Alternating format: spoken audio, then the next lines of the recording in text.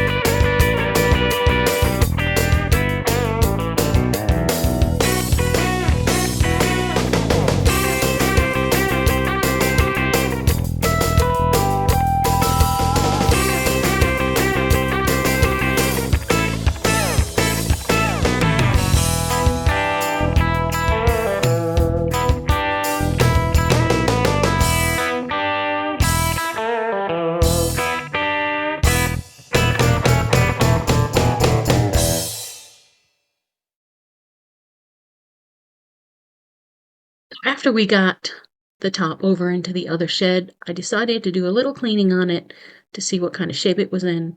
We are really wanting to keep this as original as possible, so if we don't have to replace the vinyl on the top, we are not going to. Thanks for watching, and we hope you join us for the next video. Have a great day.